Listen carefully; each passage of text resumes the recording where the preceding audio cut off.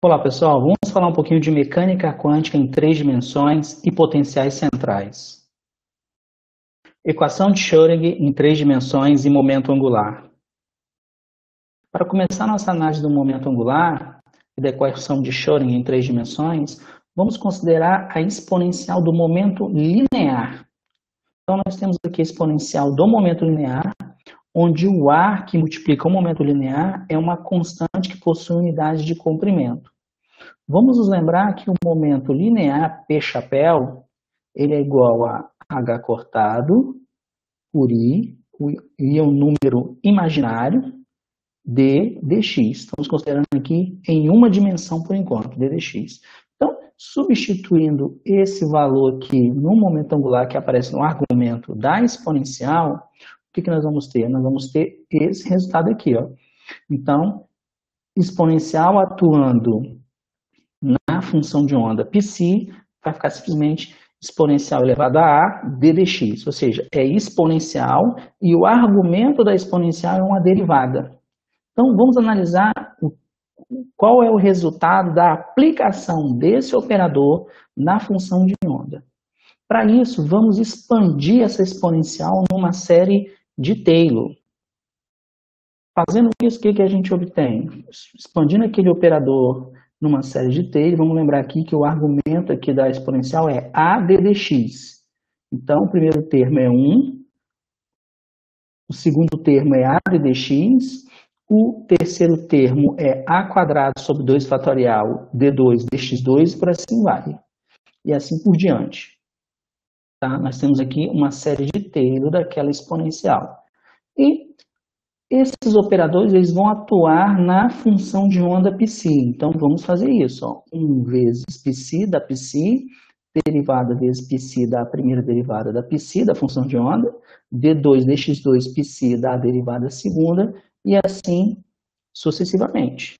Com isso, nós podemos identificar esse lado direito aqui da equação, ó, levando em consideração esse A, que é um número, né? é um número que possui unidade de comprimento, nós podemos considerar esse lado como a expansão dessa função aqui, ó, da π de x mais a. Se nós fizermos a π de x mais a, expandirmos elas em série de Taylor, a gente obtém exatamente esse lado direito aqui. Então, o que nós temos? Nós temos, então, um resultado que mostra o seguinte, que atuar com a exponencial do operador momento angular na função de onda π produz um deslocamento linear nessa função de onda π. Ela sai de π de x e vai até π de x mais a. Ela se desloca de um valor A, onde A tem unidade de comprimento. Então, esse é o resultado. Ó. O resultado mostra que o operador desloca a função π. Assim, o que nós dizemos? Nós dizemos que o operador momento angular, ele gera translações. Então, esse é um resultado muito importante em mecânica quântica, que mostra que o operador momento linear gera translações, ou seja, ele translada, ele desloca a função de um ponto para outro. E de modo similar, as exponenciais do momento angular, agindo em funções de onda, vão girá-las no espaço, ou seja, o operador momento angular, da mesma forma que o operador momento linear produz um deslocamento da função na direção x ou na direção y, na direção z, o operador momento angular vai girar a função, ou seja, vai produzir uma rotação nessa função de onda. O operador momento angular vai fazer isso. E o momento angular, nós podemos distinguir ele em dois tipos. Nós temos o momento angular orbital, que é o caso quando uma partícula gira em torno de um ponto fixo. Então, nós temos um momento angular orbital quando tem uma partícula girando em torno de um ponto fixo. Por exemplo, quando o elétron está girando em torno do próton ou do núcleo atômico. Quando ele está executando esse giro, ele tem um momento angular orbital. Nós temos também um momento angular de spin. O momento angular de spin, ele é um momento angular que ele é intrínseco das partículas. Então, da mesma forma que a partícula tem massa, da mesma forma que a partícula tem carga, algumas partículas possuem spin. Então, é um momento angular que é intrínseco, que é transportado pelas partículas, por algumas partículas. E uma coisa importante a gente lembrar ou ter em mente que, por mais que o momento angular de spin ele seja uma propriedade intrínseca da partícula, ele não está necessariamente associado a um giro em torno de um ponto, a álgebra ou a matemática que nós vamos construir para o momento angular orbital, ela também vai servir para um momento angular de spin, ou seja, a matemática vai ser praticamente a mesma. Para começar a nossa análise, vamos lembrar do momento angular em 3 dimensões. E vamos nos lembrar que tanto o operador x quanto o operador p, que nós vamos definir agora, eles são operadores em mecânica quântica. Então, por isso, nós vamos escrever eles como P-chapéu e X-chapéu.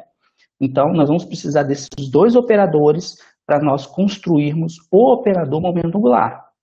Tá? Então, o nosso operador agora, como nós queremos construir o operador momento angular em 3 dimensões, então vamos escrever também o momento linear em 3 dimensões. Então, ele é Px, Py, Pz, e cada uma das componentes, é ddx, h cortado dividido por i. Então, eu tenho ddx, ddy e ddz.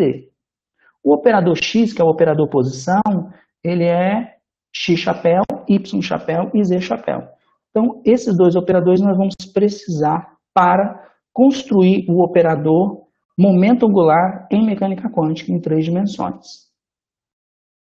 E qual é a relação de comutação entre os operadores, ou seja, a álgebra desses operadores? Nós sabemos que operador x com px é IH cortado, operador y com PY é IH cortado, e operador z com PZ é IH cortado, ou seja, o operador posição comutador com o operador momento na mesma direção dá IH cortado. Qualquer outro operador, por exemplo, nós pegarmos x comutador com PY, nós vamos ter zero, porque as direções ou as variáveis são diferentes, vai ser zero. Então, qualquer outro operador diferente desses aqui que nós escrevemos vai ser zero. Ou seja, eles comutam. O que isso quer dizer na prática, né? Quando eu escrevo x, py, e digo, olha, isso aqui é zero, significa que eu consigo medir x e y de maneira independente, com precisão, com precisão. Eles não satisfazem ao princípio da incerteza de Heisenberg, ou seja, não existe um valor mínimo de precisão da medida, né? Eu consigo medir eles de maneira independente, porque são medidas em direções diferentes, então uma medida não interfere na outra. Aqui não. Aqui são medidas na mesma direção, então uma medida interfere na outra, e com isso o princípio da incerteza de Heisenberg precisa ser satisfeito.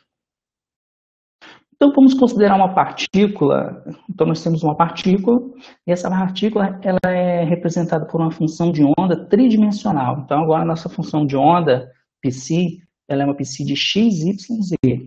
E essa partícula ela está se movimentando em um potencial tridimensional V de R.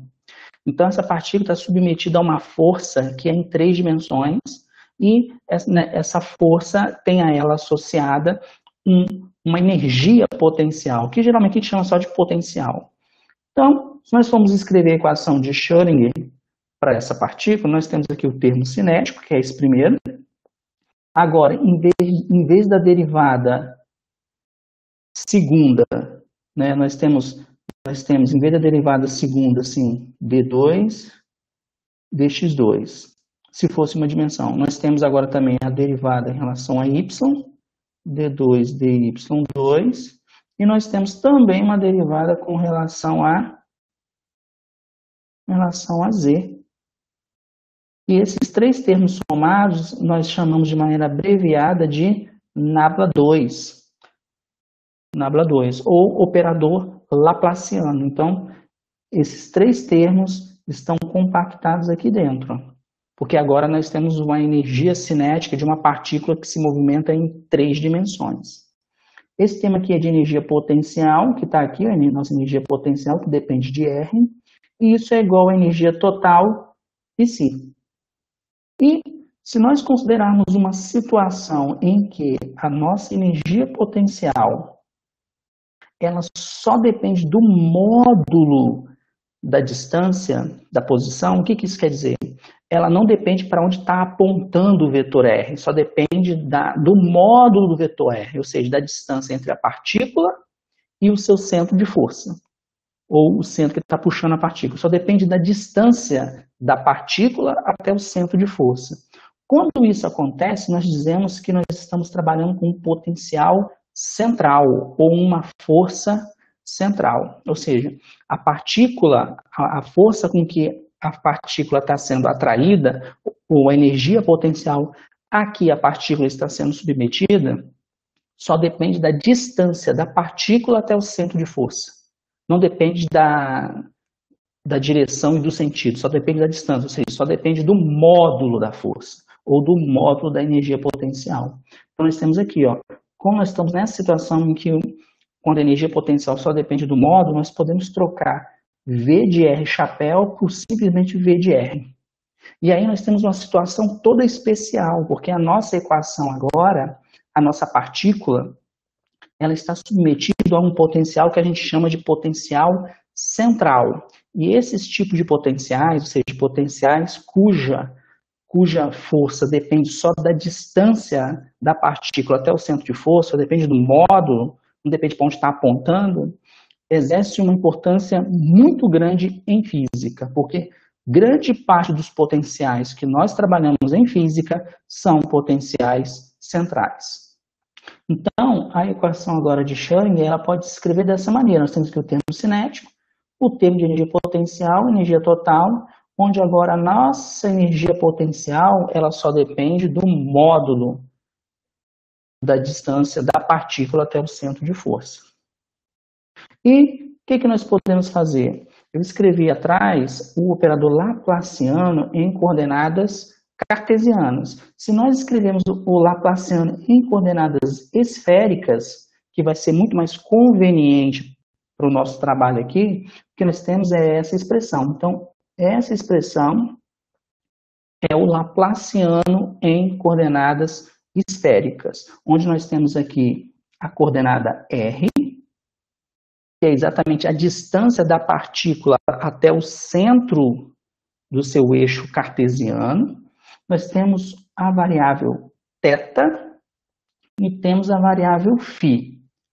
Então, se nós formos colocar isso num eixo tridimensional, então, ó, aqui está a nossa variável θ, aqui está a nossa variável φ, e o R, que localiza a partícula, vamos supor que a partícula está nesse ponto. O R é a distância da partícula até o centro de força. Então, esse é o R. O ângulo θ, nós chamamos ele de colatitude, porque ele na prática é uma latitude, mas como a latitude é medida a partir do equador, e o nosso θ aqui está sendo medido a partir do eixo Z, então ele é a colatitude, não a latitude. O φ, ele é a longitude. Se nós formos olhar para um globo, ele seria a longitude. Mas no nosso aqui, nós vamos chamar ele de ângulo azimutal. Então, θ é a colatitude e o φ é o ângulo azimutal. E nós vemos aqui claramente, ó, na direção que o R cresce, nós temos um versor chamado R chapéu. Na direção que o θ cresce, ou seja, à medida que o vetor desce, o θ cresce. Então, na direção que o θ cresce, nós temos o θ chapéu, que é o versor. E à medida que o vetor posição R gira em torno do eixo Z, o ângulo φ cresce. Se o ângulo φ cresce, então nós botamos naquela direção que o ângulo φ cresce, um versor chamado φ chapéu. Então, essas são as variáveis que aparecem, R, θ e φ, que aparecem no operador laplaciano em coordenadas esféricas. Então, quando nós formos tratar agora uma partícula se movimentando no potencial central, nós temos que ter esse desenho em mente, e esse R aqui é o R que nós estamos tratando. E o módulo do R é exatamente o que está em vermelho, que é a distância da partícula até o centro de força R. E à medida que a partícula vai subindo, vai descendo, vai se movimentando, o θ e o φ, ou seja, a colatitude e o ângulo azimutal ou a longitude vai mudando. Portanto, vamos fazer o seguinte, vamos escrever agora a equação de Schrödinger para uma partícula submetida a esse potencial central. Então, nós temos que escrever o primeiro termo, que é o Laplaciano, que ele está aqui, mais a energia potencial igual à energia total. Então, é isso. Agora, nós já escrevemos de forma explícita o Laplaciano da nossa função em coordenadas esféricas. Então, todos esses operadores aqui, ó, derivadas com relação a R, derivadas com relação a θ, derivadas com relação a φ, vai atuar na nossa função de onda π. Lembrando que a nossa função de onda π agora, ela é uma função de onda em 3 dimensões. Então, ela é uma função de onda nesse espaço aqui tridimensional, R, θ e φ. E note que a gente pode relacionar esse R, θ e φ, ou seja, as coordenadas R, θ e φ, com as coordenadas cartesianas x, y e z. Agora, nós queremos estabelecer 2 fatos. O primeiro fato é o seguinte, olhando para essa equação, nós vemos claramente que tem um termo aqui, ó, que só depende dos ângulos, ou seja, só depende da colatitude e do ângulo azimutal. Então, nós queremos achar uma relação que simplifica essa expressão, uma relação que leva em consideração só essa parte angular. Ou seja, no fundo, nós queremos separar a parte que é distância da parte, ou seja, distância da partícula até o seu centro de força, da parte que é angular. E isso só é possível porque o potencial é central. Então, nós vemos rapidamente que a parte angular do operador laplaciano, que é essa parte aqui, ó, vai ser exatamente o módulo quadrado do momento angular. Então, o módulo quadrado do momento angular dividido por h cortado ao quadrado vai ser igual àquela parte angular. Então, ou seja, se nós quisermos verificar isso, é só fazer ó, Lx, Lx, Ly, Ly e Lz, Lz. Então, toda essa parte aqui ó, vai ser igual a módulo de L ao quadrado. Então, nós podemos substituir, olha só, toda aquela parte angular nós vamos escrever simplesmente como módulo de R de L ao quadrado, que é o momento angular da partícula, dividido por h cortado ao quadrado. Com isso, o que nós ficamos? Nós ficamos com uma equação agora que só depende da variável R. Por quê? Esse termo é um módulo, então ele é um número. A constante h também é um número, então esse termo agora que dependia das variáveis angulares, agora não depende mais, só depende do R.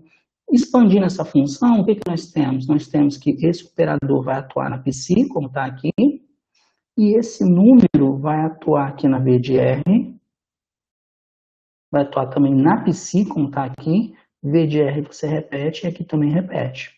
Com isso, nós temos uma equação agora que só depende da variável R. E a nossa dependência angular, você poderia se perguntar aí, mas agora onde está a nossa dependência angular? A nossa dependência angular está aqui no módulo do momento angular ao quadrado.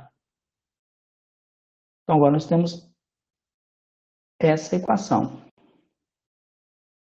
O segundo fato que nós queremos frisar aqui é que a equação de Schrödinger ela pode ser usada para descrever problemas de 2 corpos. Até aqui nós deixamos muito claro que a equação de Schrödinger ela só serve para descrever problemas de um corpo, ou seja, uma partícula. Para a gente descrever mais corpos, nós temos que optar por métodos aproximativos. Mas ela pode ser usada para resolver o problema de 2 corpos exatamente quando a energia potencial depende somente da distância entre as partículas, ou seja, depende de R1 menos R2. E nós sabemos o quê? Que é exatamente isso que nós precisamos, né? Porque no átomo de hidrogênio nós temos um núcleo positivo aqui um elétron negativo que está a uma distância R e está girando em volta. O R nada mais, nada menos que a posição do primeiro menos a posição do segundo, só que em módulo. Então, esse R, que é a distância do próton e do elétron, na realidade, ele é a diferença da posição do próton menos a posição do elétron. Então, esse segundo fato, na realidade, ele nos deixa muito à vontade para aplicar a equação de Schrödinger, nesse caso específico do átomo de hidrogênio, onde eu tenho duas partículas, eu tenho um próton e eu tenho um elétron. Só que a energia potencial, no caso do próton e do elétron, ela só depende da distância entre eles. Então, por isso, nós podemos usar muito tranquilamente, ou seja, quando a energia potencial for energia potencial eletrostática, nós podemos usar a equação de Schrödinger tranquilamente, porque nós estamos trabalhando com um potencial central, apesar de estarmos trabalhando com duas partículas. Ou seja, a gente consegue resolver esse problema mesmo sabendo que são duas partículas. Vamos falar um pouquinho do operador momento angular. Na mecânica clássica, o operador momento angular a gente calcula a partir do operador posição e do operador momento. Então, nós pegamos a posição da partícula e fazemos o produto vetorial com o momento linear da partícula L e obtemos o momento angular da partícula. Então, a gente diz que L, que é o momento angular, é R vetorial P. Abrindo o momento angular em mecânica clássica em componentes, nós temos esses valores, ou seja, Lx, Ly e Lz. Do lado direito, nós temos os valores cruzados. Então, essas aqui são as componentes do momento angular, Lx, Ly e Lz. O que nós podemos fazer? Nós podemos agora generalizar isso para a mecânica quântica, ou seja, construir o operador momento angular em mecânica quântica, pegando exatamente aquelas componentes e transformando as suas variáveis em operadores que vão atuar em autofunções. Então, nós pegamos as mesmas variáveis e transformamos em operadores. Então, eu tenho agora o Lx, Ly, Lz, só que agora todos são operadores, ou seja, Lx chapéu, Ly chapéu e Lz chapéu. Nós podemos rapidamente verificar que esses operadores eles são hermitianos. Vamos lembrar que um operador, como que a gente faz para formar o hermitiano conjugado? Se eu tenho AB, daga, como eu estou trabalhando com matrizes, A e B são matrizes, então inverte, né? Fica AB daga, fica B daga, A daga. É assim que nós lemos. Então, A vezes B daga, fica B daga, A daga. Então, vamos lá, Lx daga, como vai ficar? Eu tenho que lembrar quem é Lx, eu tenho aqui Lx. Note, aqui eu estou multiplicando dois operadores, então eu tenho que usar essa regra. Então, eu inverto, olha aqui, tem esse operador daga, então vai ficar assim. Então, Y chapéu, PZ chapéu, daga vai ficar PZ daga, Y daga. E assim também faz para o outro. Inverte e faz daga de cada um. Mas vamos lembrar que os operadores posição, as componentes do operador posição e as componentes do operador momento linear são hermitianos. O que isso quer dizer? Quer dizer que esses dois operadores aqui, eles são o PZ daga é o próprio PZ e o Y daga é o próprio Y. A mesma coisa para o outro termo. E aí você poderia pensar, ué, mas aqui eu tenho um produto de matrizes. Então você poderia olhar para esse termo e falar assim, tá, mas aqui não se parece com esse termo. Porque a ordem está trocada, né? Do Y com P e do Z com P. Só que nós temos que lembrar que esses dois camaradas, eles comutam. Então, eu posso aqui inverter a ordem tranquilamente porque eles comutam. Ó, Y, PZ, menos Z, PY. Eu posso trocar a ordem porque eles comutam. Se eles comutam, eu posso trocar a ordem. E isso aqui é exatamente o Lx. x. Então, Lx da H, ou Lx tomado hermitiano, é o próprio Lx. Então, isso quer dizer que as componentes do momento angular em mecânica quântica são hermitianos. E nós sabemos que quando um operador é hermitiano, existe um monte de consequências. Isso quer dizer o quê? Os autovalores associados a esses operadores são reais. Isso é uma consequência, porque esses autovalores são observáveis, são as medidas que nós fazemos. Então, por exemplo, os autovalores do momento angular vão ser exatamente os valores que o momento angular vão ter. Então, ele possui um valor real, mas possui porque o operador é hermitiano, ou seja, ele é um observável.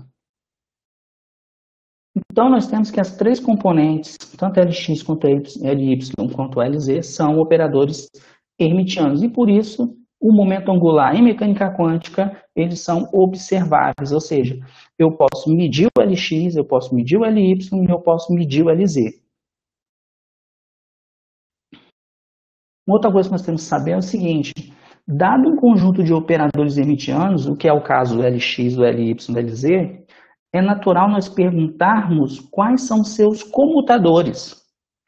E nós sabemos que nós só vamos conseguir medir simultaneamente Lx, Ly e Lz se eles comutarem. Então nós temos que checar isso. O que nós vamos fazer então? Nós vamos checar os mais simples, Lx e Ly, para ver se eles comutam. Se nós fizermos o comutador de Lx com Ly, você substitui aqui o Lx, substitui o Ly, e aí claramente nós podemos dizer o seguinte, esse termo com esse termo aqui, ele vai ter um termo, vai ficar assim, ó, vamos escrever aqui, fica assim, ó, y, p, pz, põe aqui um separador, aí vem o z chapéu, px. Nós sabemos que o px, ele só não comuta com x, então do lado de cá não tem x. Então o px, ele pode sair aqui, porque ele não vai gerar problema para ninguém.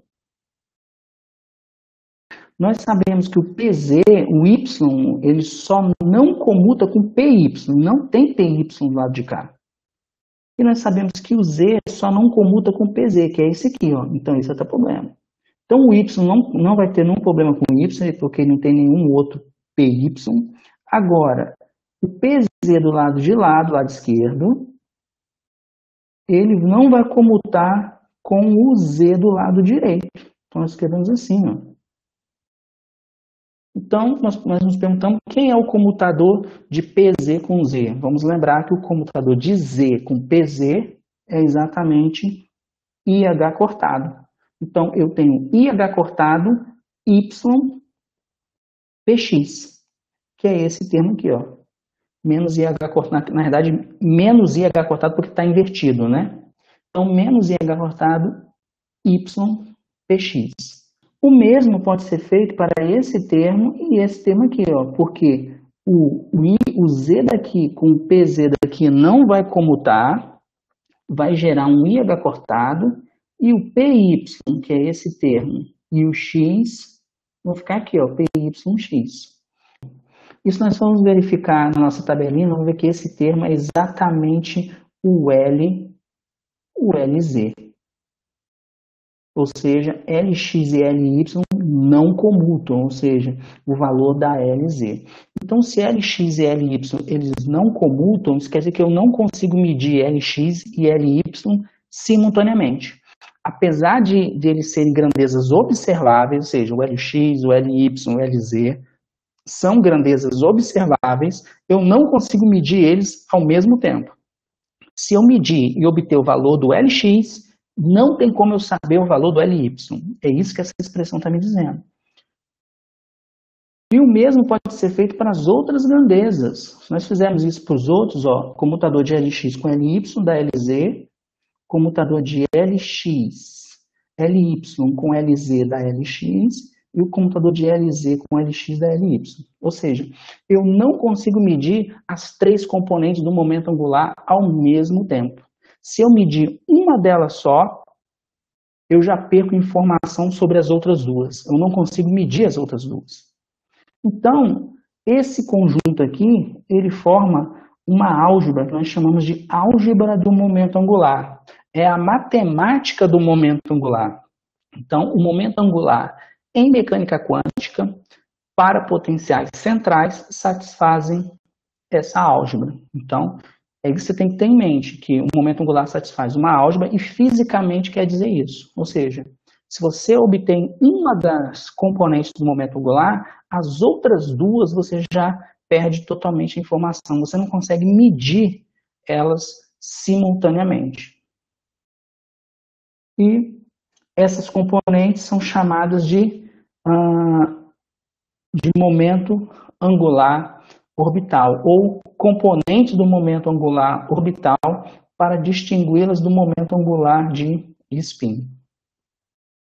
Para o momento angular de spin, né, a gente não pode escrever, ou a gente não consegue escrever, na realidade, elas em termos de coordenadas e momentos. Eu não consigo decompor um momento angular de spin em R vetorial, um momento linear, porque isso não existe para um momento angular de spin.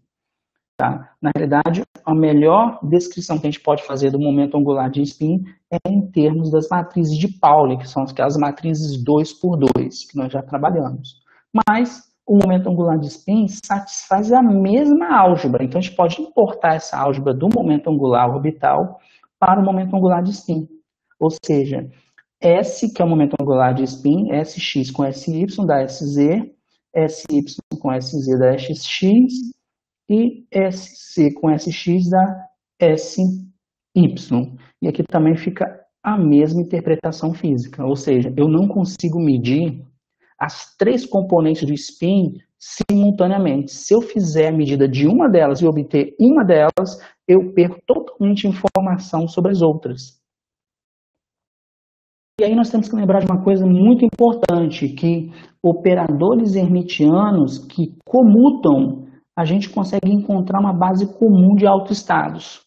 O que isso quer dizer? Se nós encontrarmos operadores que comutam, isso quer dizer que nós podemos medir eles simultaneamente na mesma base, nós podemos obter os valores deles. Isso não é verdade para LX, LY e LZ, porque eles não comutam, então eu não consigo medir eles simultaneamente, não consigo achar uma base para medir eles. Isso não é verdade para SX, SY e SZ, que são os momentos, momento angular de spin, porque eles não comutam. Mas aí a pergunta que a gente pode fazer é o seguinte: vamos supor que nós queremos medir, vamos escolher uma dessas componentes, vamos supor que nós queremos medir LZ. Nós queremos medir LZ. Nós já sabemos que uma vez medindo LZ, a gente não consegue medir LY e LX, mas tudo bem. Pelo menos vamos medir LZ, só que aí nós queremos também obter uma outra informação, porque só LZ não vai me dizer muita coisa sobre o sistema. Então, nós queremos obter mais informação sobre o sistema. Só que para eu obter mais informação do sistema, ou para nós chegarmos em mais informação do sistema, nós precisamos de um operador que, junto com o LZ, que comute com o LZ. E aí, nós podemos pensar o seguinte: será que esse operador L, o módulo de L ao quadrado, ou seja, o módulo ao quadrado do L, será que ele comuta com LZ? Porque se ele comutar com LZ, a gente consegue medir o LZ e o módulo do L simultaneamente. Vamos lembrar que L ao quadrado é LX, LX, LY, LY, LZ, LZ. Então, nós queremos saber se o L ao quadrado, que é o módulo do momento angular, comuta com o LZ. Com isso, eu consigo obter os dois, ou seja, eu consigo construir uma base que serve para os dois e eu consigo medir os dois simultaneamente, obter informações sobre a projeção no eixo Z do momento angular e sobre o módulo do momento angular. E com um pouco de cálculo, a gente consegue mostrar que o LZ comuta com L ao quadrado. Então, se ele comuta com L ao quadrado, a gente consegue obter uma base de autoestados que sirva para os dois e que, com essa base, a gente consegue medir os dois simultaneamente. E esse operador L ao quadrado, nós vamos chamar ele de operador Casimir. Essa mesma relação ela é verdade com o momento angular de spin, né? Se nós Se nós calcularmos o SZ, a gente não consegue calcular o SX, o SY, mas a gente consegue calcular o S quadrado, porque a gente consegue determinar uma base para o SZ e para o S quadrado. Vamos escrever agora esses operadores, momento angular, em coordenadas esféricas e relacionando com as coordenadas cartesianas. As coordenadas cartesianas são x, y, z, e elas se relacionam com as coordenadas esféricas, ou seja, com o r, que é a distância até a origem, que a partícula está, com a colatitude da partícula e com a longitude da partícula. Então, nós temos que o x ele é r seno de θ cosseno θ, o y é r seno θ seno φ, e o z é r cosseno θ. E nós podemos aqui também inverter essas expressões para obter o r, o θ e o φ em termos das coordenadas cartesianas. E vamos nos lembrar que os operadores de momento angular geram rotações, nós já dissemos isso antes. Usando a definição de LZ, porque lembre-se, nós já definimos que nós vamos trabalhar com LZ e com L ao quadrado, ou seja, um módulo de L ao quadrado, porque esses dois comutam e a gente consegue medir eles simultaneamente, ou seja, eles são duas grandezas físicas que em mecânica quântica nós conseguimos medir eles simultaneamente. O LZ, quem é o LZ? Se a gente volta lá na expressão para o momento angular, o LZ é ddy, ddx, de acordo com essa expressão. E se nós formos transformar essas coordenadas cartesianas para coordenadas esféricas, nós vamos ver que esse termo aqui é exatamente esse aqui, ó, d de φ. Nós podemos ver isso fazendo o caminho inverso. Como a gente faz isso? D de φ, usando a regra da cadeia. Quem é D de φ? D de φ seria D dx, dx, dφ. Também nós temos o y, né? D, dy, dy, dφ, porque nós estamos derivando tudo em relação a φ, mais d, dz, dz, dφ. Vamos lembrar que z não depende de φ, z depende só do θ. E dx dφ é exatamente o y, e dy dφ é exatamente o x. Por isso que eu tenho y ddx, como está aqui, e eu tenho x ddy, como está aqui. O sinal aparece porque a derivada do cosseno é menos seno na variável y. Tudo bem? Com isso nós mostramos aí, fazendo o caminho inverso, que esse termo é igual a esse, a menos essas constantes aqui. Ó. Então, o que nós temos? Nós temos que o LZ é dado por essa fórmula muito simples. E fica claro aqui que a interpretação do LZ é que o LZ gera rotações em torno do eixo Z. Então, ele provoca uma mudança na variável Z, ou seja, a partícula vai fazer um giro de φ em torno do eixo Z. Porque o LZ, que é o momento angular orbital, produz essa rotação, esse giro. E nós temos que observar que LZ é o momento ao longo do círculo e nós temos que ver o seguinte, que quando a partícula faz um giro completo de 2π, ela volta no mesmo φ. Então tem que ficar claro que o φ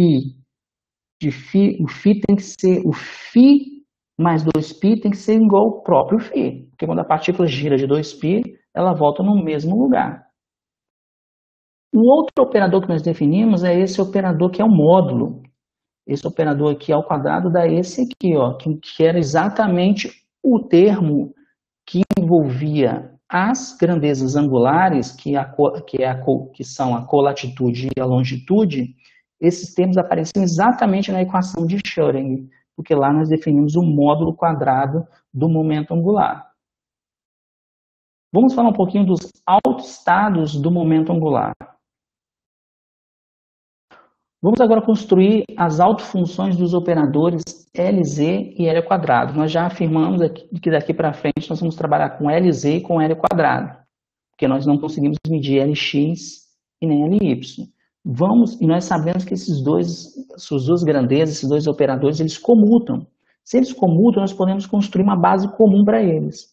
Então, nós vamos construir uma base de autofunções, e essas autofunções psi vão ser comum aos dois operadores, ou seja, o operador LZ e o operador L ao quadrado.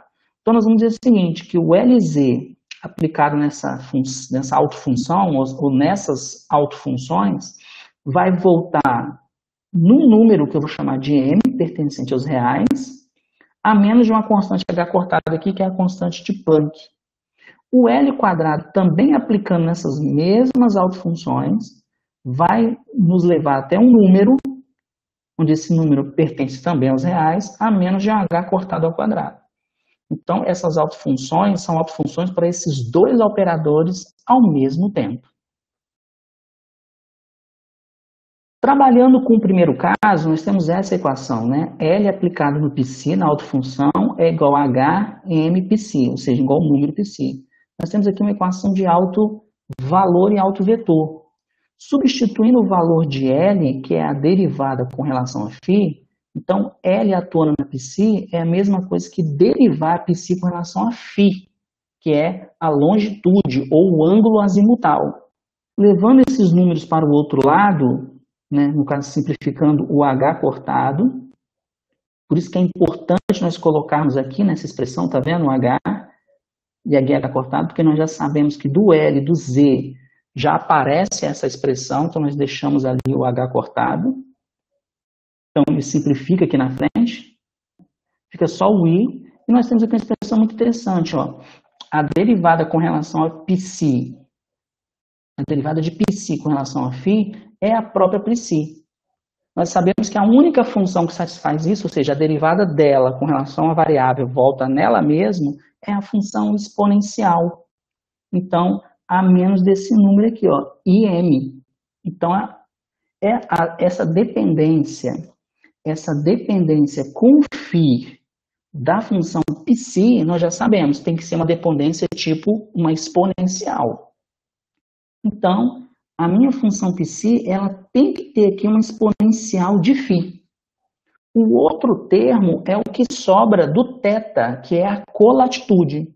Então, nós vamos dizer que o que sobra, nós vamos chamar de P.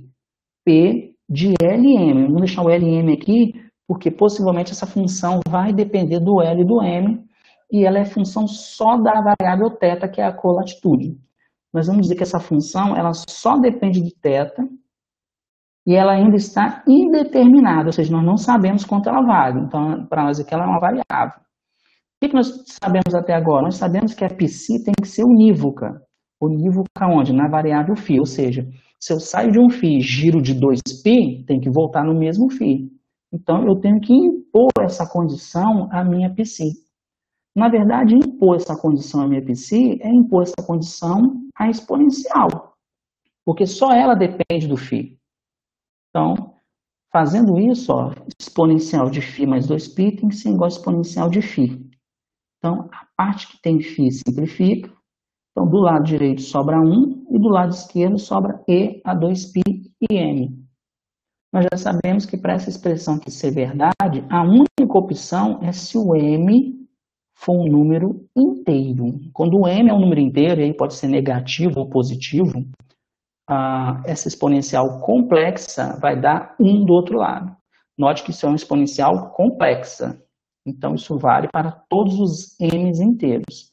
Então, nós chegamos à conclusão que esse M que nós colocamos aqui, ele tem que ter um valor inteiro. Ele não pertence, ele não é qualquer número real. Na realidade, ele só é um número inteiro. Ele não pode ser um número, por exemplo, não pode ser meio, não pode ser raiz de 2. Ele é um número inteiro, ou seja, ele é 1 menos 1, 2 menos 2, 3 menos 3, é um número inteiro. Daí a gente vê já os aspectos da mecânica quântica emergindo aqui, né? Eu não posso ter metade do valor, eu só tenho números inteiros. A outra expressão é L ao quadrado, volta no psi e tem um número aqui no meio, né? Nós sabemos quanto vale o L ao quadrado. O L ao quadrado é aquele número que vinha, que dava conta das partes angulares, tanto do θ quanto do φ. Então, essa pequena equação aqui, ó, substituindo o valor de L aqui, nós voltamos para essa equação aqui, ó, uma equação que envolve somente a parte angular. Então, nós temos esse primeiro termo aqui, que tem a ver com a colatitude, e temos esse segundo termo que tem a ver com o ângulo azimutal, a longitude. Então, essa é uma equação diferencial para θ e para φ. Mas lembre-se que nós sabemos qual é a dependência da π com o φ. Nós já sabemos aqui, ó, o meu π, olha aqui, ó, ele é exponencial de φ a menos de uma função aqui. Essa função p de θ, eu não sei quem é ela, mas a função θ, a função exponencial, nós sabemos quanto ela vale. É a própria exponencial. Então, quando eu derivo a função π com relação a φ, na realidade eu estou derivando aquela exponencial duas vezes. Aqui nessa parte nós só ajeitamos, multiplicamos a equação por seno ao quadrado e simplificamos o h cortado ao quadrado. Então, daqui para cá, aqui tem um seno dividindo, agora vai ficar um seno multiplicando. Por que nós fizemos isso? Porque agora essa derivada fica igual a essa derivada. E vamos nos lembrar que derivar duas vezes a função π é a mesma coisa que derivar exponencial. Quando eu derivo exponencial, Im cai uma vez, cai duas vezes. Caindo duas vezes, fica ao quadrado. M ao quadrado dá M ao quadrado. I ao quadrado é menos 1, como está aqui. Com isso, o que eu tenho agora? A minha π, quando eu derivo com relação a θ, eu só estou derivando a função p, porque a função p é aquela parte desconhecida que dependia de θ.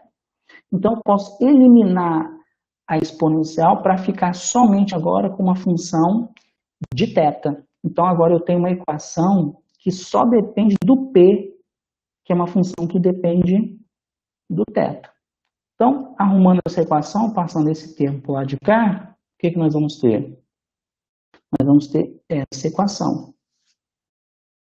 Note que essa derivada é igual a essa, e nós temos uma equação agora que só depende da colatitude, ou do θ. E nós temos que determinar quem são essas funções p. Determinando as funções p, nós multiplicamos pela função exponencial, com isso nós vamos ter a nossa função π. Vamos lembrar que π é igual a e, aí m, multiplicado por essa função que nós ainda não sabemos quanto ela vale. Então, nós temos que determinar essa função. Para isso, o que nós vamos fazer? Vamos considerar a nossa função p, ou a nossa equação, que está escrita em termos de θ, e vamos tentar mudar a variável dela, vai escrever ela em torno de um x. Lembrando que x é cosseno θ. Então, nós vamos trocar, esse x não tem nada a ver com o x lá cartesiano que nós utilizamos antes, não. Tá? Nós vamos chamar aqui x de cosseno de θ só uma mudança de variável. Então, nós vamos chamar de x igual a cosseno θ. Como nós fazemos isso, d de θ fica exatamente isso aqui, ó, menos seno de θ d dx. E aí multiplica por seno, o que eu tenho? Seno de θ dθ vai dar esse termo aqui, ó. Então, lá na minha equação, onde tinha seno de θ dθ, ou seja, aqui e aqui, eu vou trocar por menos 1 menos x ao quadrado d dx, como eu fiz aqui embaixo. Com isso, o que nós temos agora? Nós podemos dividir toda essa equação aqui por exatamente esse termo. Dividindo tudo, esse termo vai embora, e o m ao quadrado vai ficar dividido por 1 menos x ao quadrado. Por isso, nós temos essa equação. Essa equação agora da variável x, lembrando que x é igual a cosseno θ, só isso. Ou seja, nessa equação, x é igual a cosseno θ. Então, as minhas funções p agora satisfazem essa equação. E essa equação é muito conhecida em matemática. Essa equação é chamada de equação diferencial associada de Legendre. E as soluções para essa equação são as funções associadas de Legendre. Muitas vezes essas funções também são chamadas de funções generalizadas de Legendre. Essa equação ainda está um pouco complicada de resolver, porque tem um termo aqui, ó, que ele tem uma singularidade. Então vamos fazer o seguinte, vamos pegar o caso em que m é igual a zero. Então nós não vamos tratar todos os m de uma vez só, vamos pegar o m igual a zero. Fazendo o m igual a zero nessa equação, esse termo ele se anula, sobra só esse termo vezes p. Então a equação que nós tínhamos antes, ela se simplifica e vira essa equação. E essa equação é a equação diferencial de Legendre. Não é mais a equação associada de Legendre. E a solução para essa equação são os polinômios de Legendre. Os p's agora são os polinômios de Legendre. Essa equação é mais fácil de resolver do que a anterior. Essa equação, para resolver ela, nós podemos supor uma solução em série de Taylor, como está aqui, ó, e considerar que ela é regular em x igual a zero, ou seja, uma função bem comportada em x igual a zero. Substituindo essa solução, essa possível solução nessa equação, como é que a gente faz isso? Nós temos que derivar uma vez, jogar aqui, depois temos que derivar de novo e resolver. Resolvendo essa equação, nós vamos obter essa relação de recorrência entre os termos. Esses termos que entram aqui, né, os A de K, que são os coeficientes. Nós vamos ter uma relação de recorrência entre A de K mais 2 e A de K. E escrevendo, o que eu tenho? Nós temos esse termo, ou seja, o A de K mais 2 com A de K dá exatamente esse termo aqui. Vamos lembrar que o L tem a ver com a nossa relação de momento angular, e o K aqui, na realidade, ele é a ordem ou o expoente daqueles polinômios. A de K mais 2 A de K seria o seguinte, toda vez que eu tenho um K, por exemplo, A1, K igual a 1, eu tenho A1, do A1 eu obtenho A3, do A2 eu obtenho A4, do A3 eu vou obter o A5. Então, com isso, eu vou fazer uma relação de recorrência. A partir de um valor, eu obtenho o outro. E nós sabemos o seguinte, que essa soma ela não pode ir até o infinito. Ela tem que terminar em alguma potência, porque a minha função tem que ser bem comportada.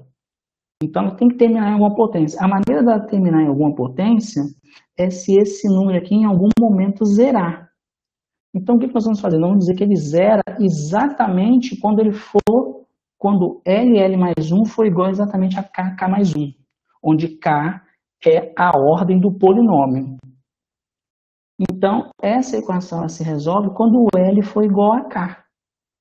Quando o L for igual a K mais 2 é igual a zero, e nós vamos ter um polinômio de grau K. Nós vamos ter um polinômio de grau K. Por isso que as soluções dessa equação se chamam os polinômios de Legendre. Eles vão ser as soluções. Vamos ter um polinômio de grau K. O que nós temos aqui? O L não é igual a K? K não é a ordem do polinômio e K é um número inteiro? Então, se K é um número inteiro, o que nós temos? Nós chegamos à conclusão que L é um número inteiro.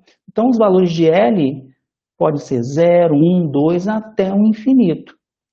Ou até, no caso que nós estamos tratando dos valores de L. Lembrando que o K é a potência lá do polinômio. Então, ele trunca.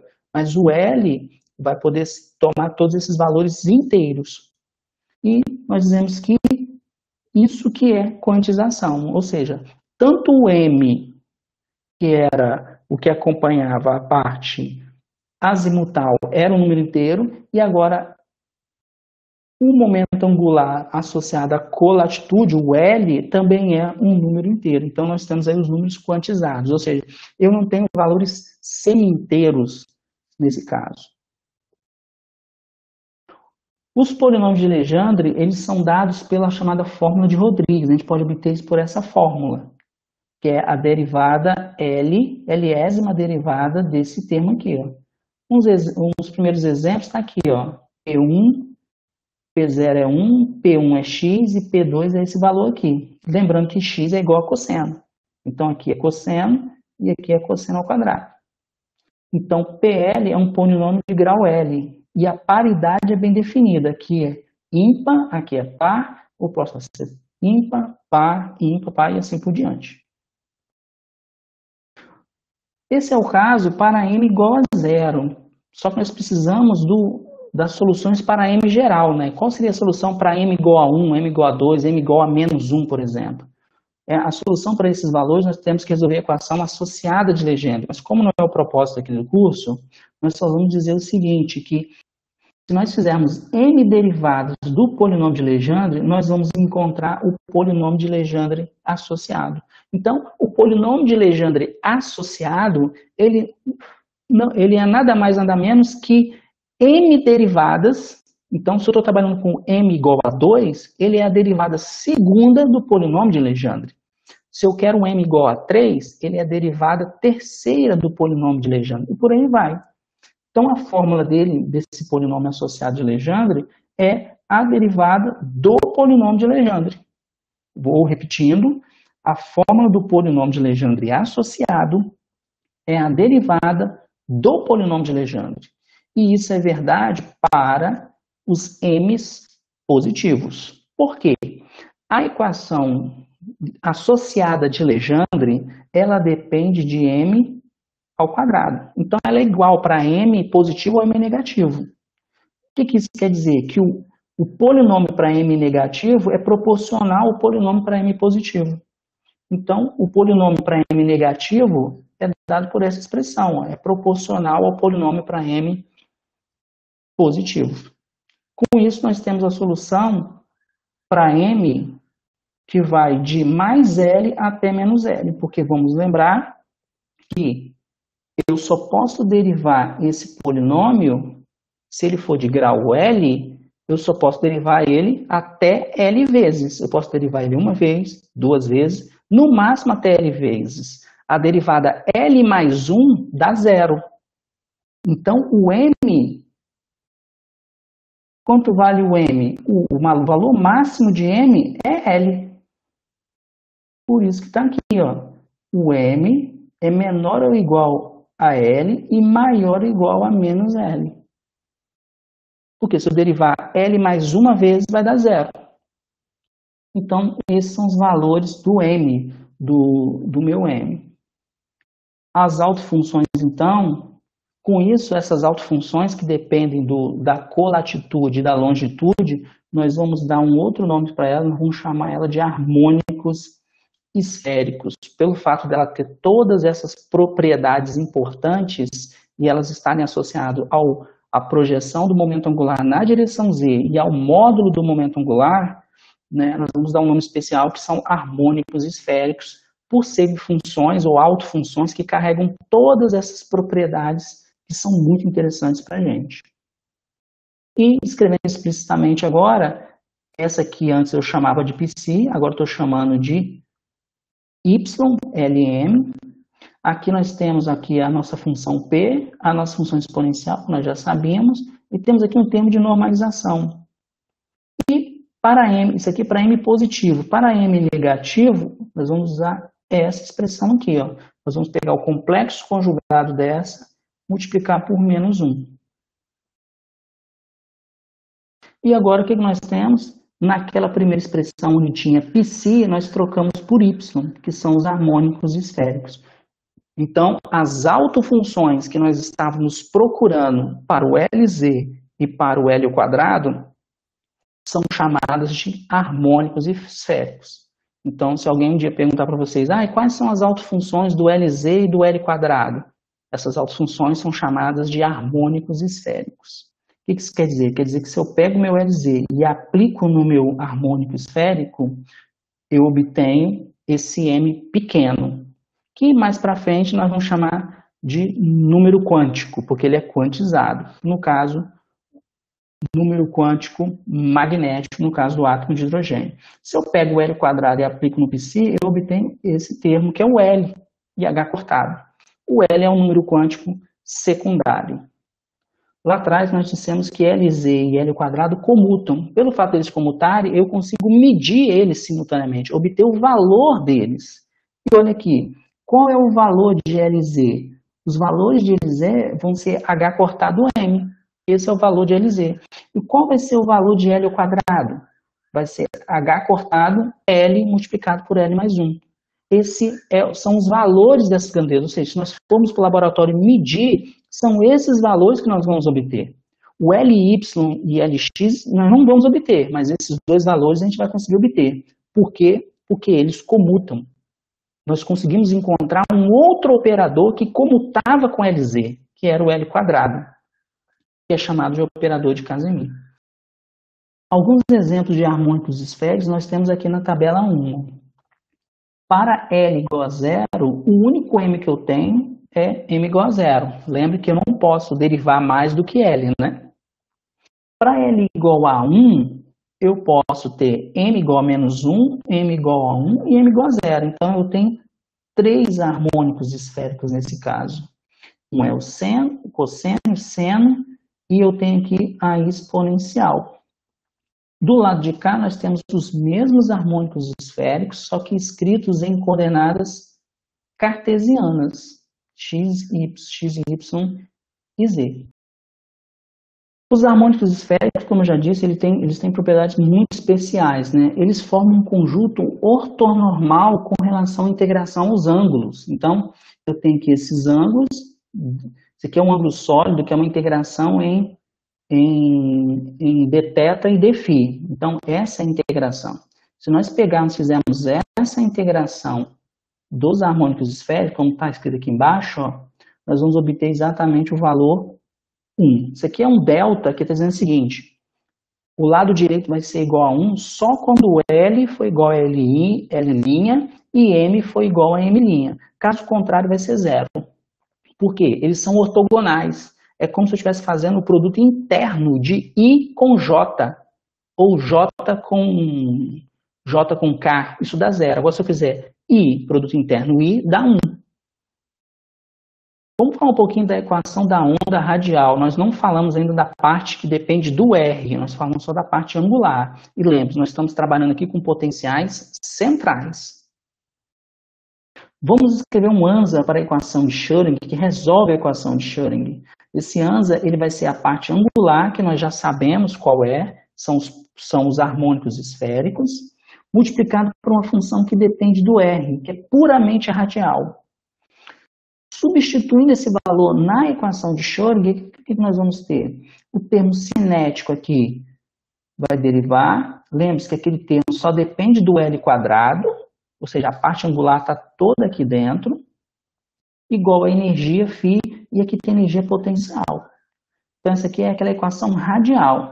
Mas vamos lembrar que, como eu estou derivando em relação a R, esse termo ele não vai interferir, ou seja, essa derivada não vai atuar nele.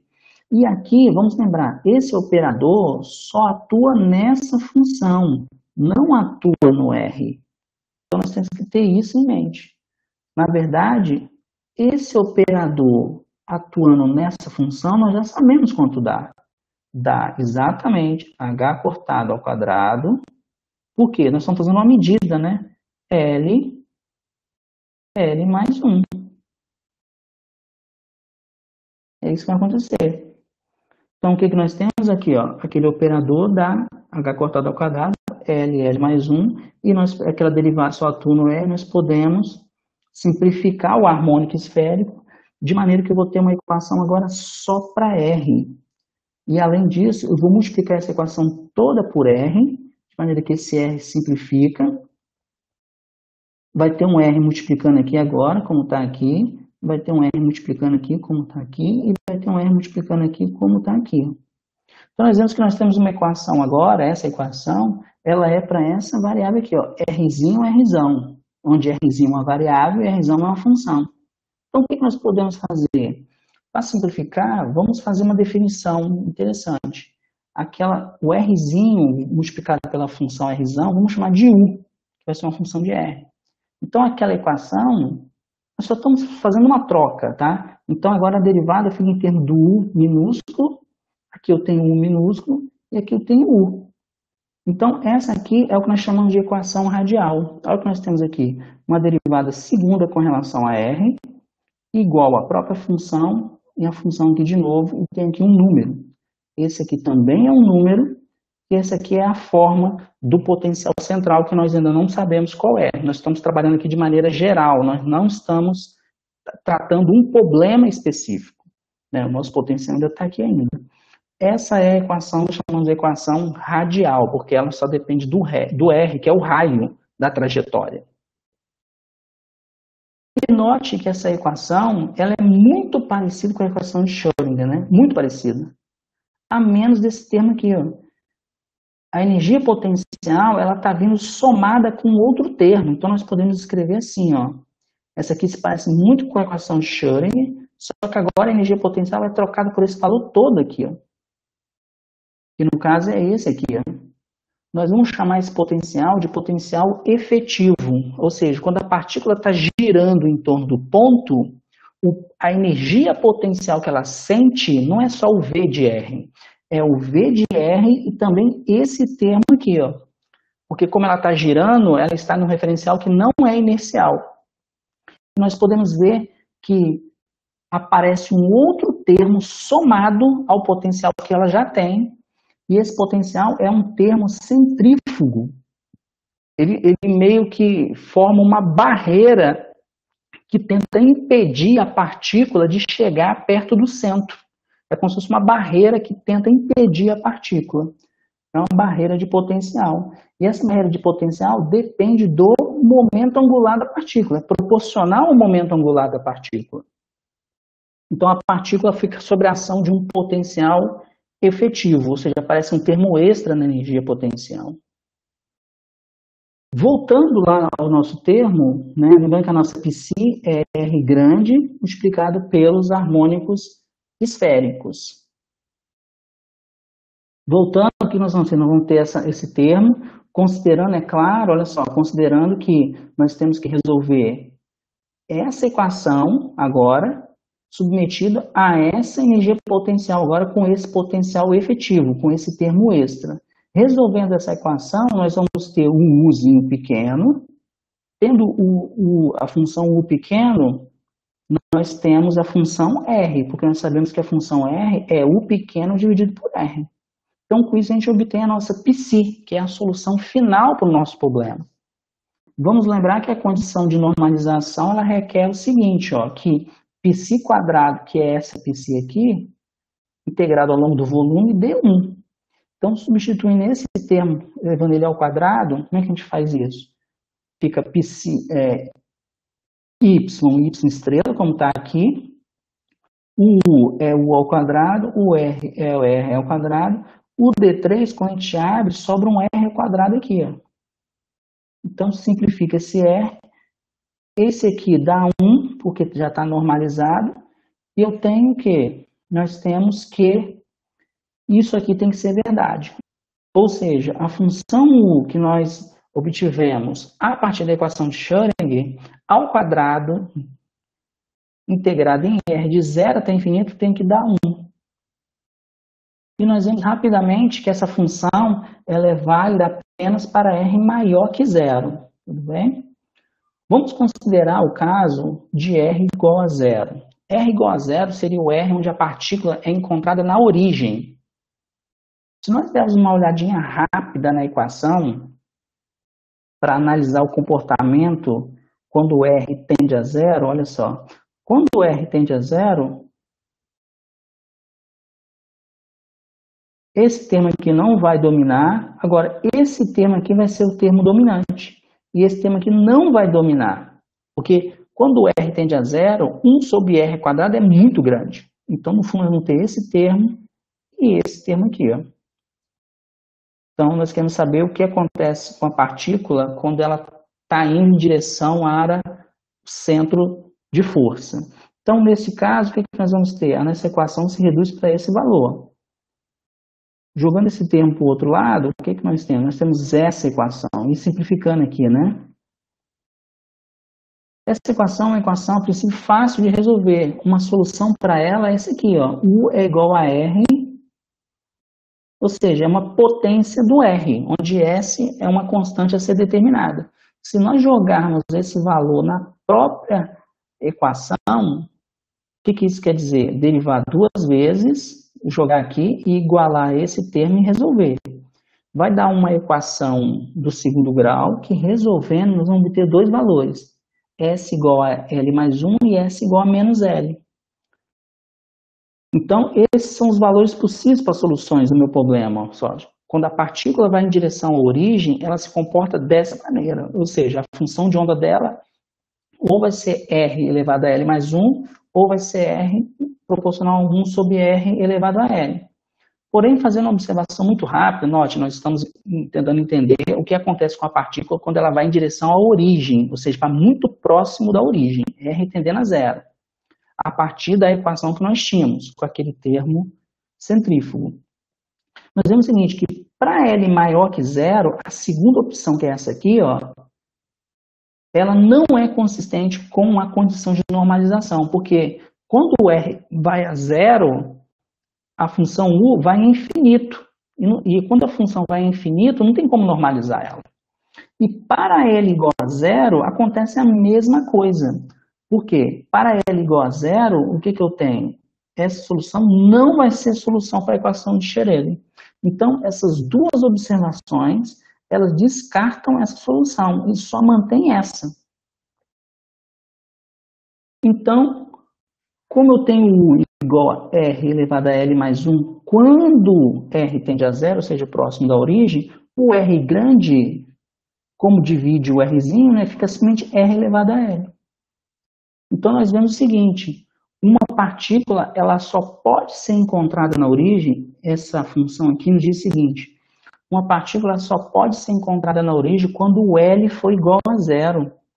Por quê? Quando o L for diferente de zero, o que eu vou ter?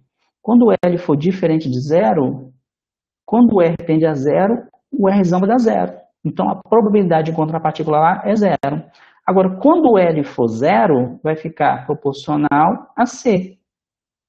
Agora, o R não é zero mais. Então, a probabilidade de encontrar a partícula lá vai ser diferente de zero.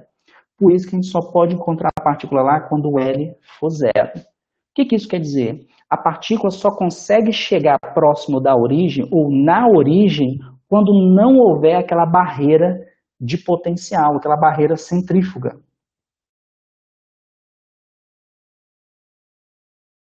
Quando não houver, no caso, essa barreira centrífuga. É a única maneira da partícula conseguir chegar na origem. Quando o R for igual a... Quando o L for igual a zero, porque aí não vai ter mais barreira centrífuga. Essas são as nossas referências e até a próxima aula.